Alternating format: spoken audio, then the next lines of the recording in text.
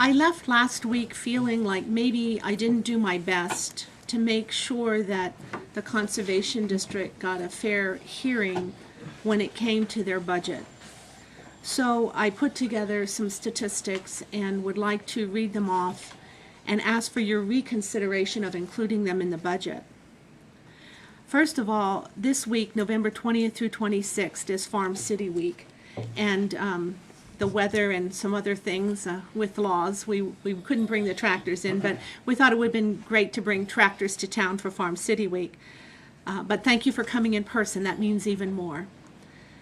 Lebanon County has $69,326,500 in land assessed as agriculture.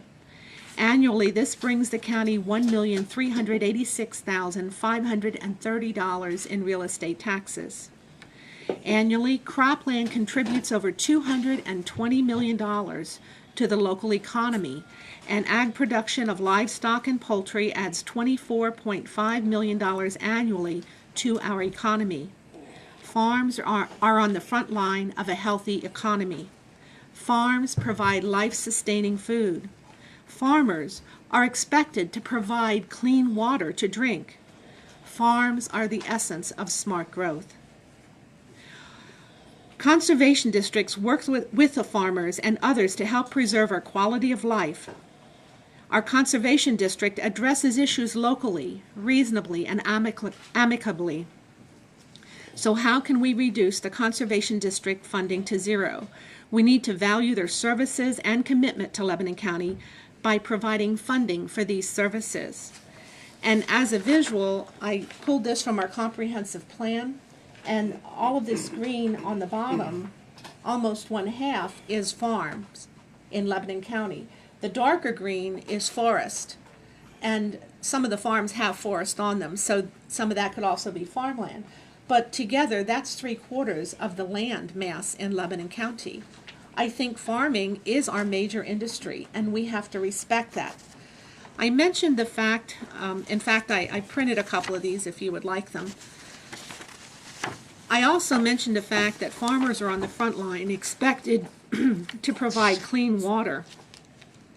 You may or may not be aware that, President Obama has just issued an executive order on TMDLs. That stands for Total Maximum Daily Load.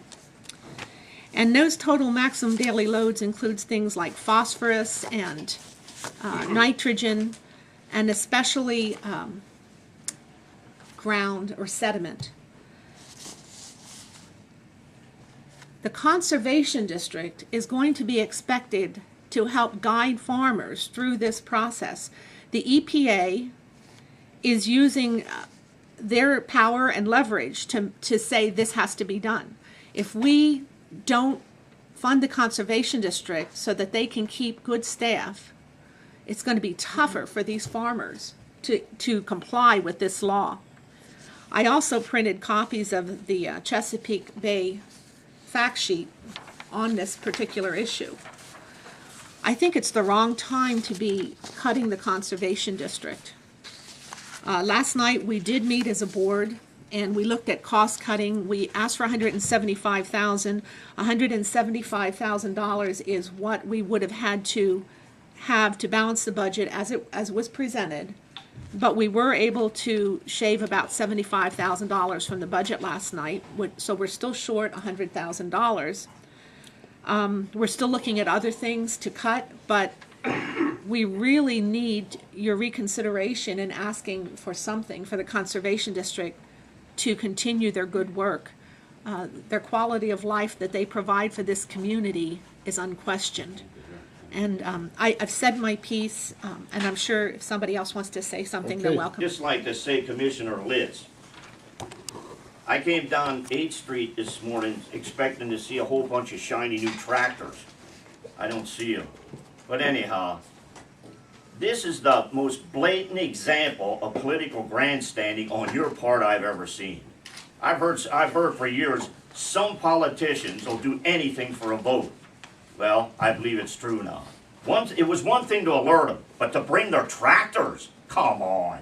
That's grandstanding. That's all I have to say. Okay, John, you like to make a statement? Well, I guess I'd like to respond to that. I don't know if Martin's ever heard of the Boston Tea Party, but that was called taxation without representation. This is a democracy. These people have a right to be here just like you do. These people have a voice and they can be heard, and that's why they're here today. They have done nothing wrong. So intimidation and bullying will not work.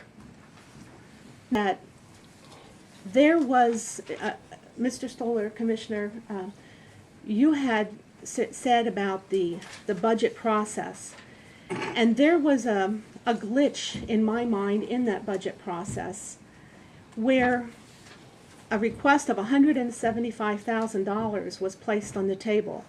That is documented as to what it would have taken to balance their budget. Through the discussion, at first I heard $100,000 in the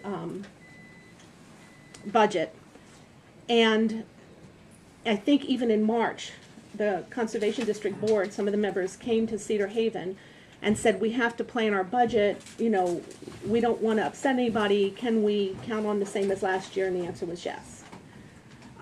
So after that, when I heard, because we were asking for 175, what I heard and what 5 other people who left this room that were here from the Conservation District heard was that $75,000 would be in the budget and $100,000 would go on the wish list. So it kind of reversed instead of having $100,000.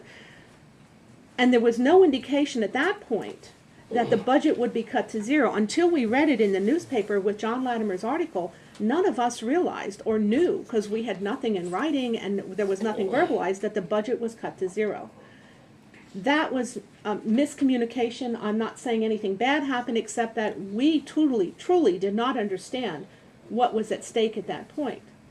And so that's why I come back and say, please do something.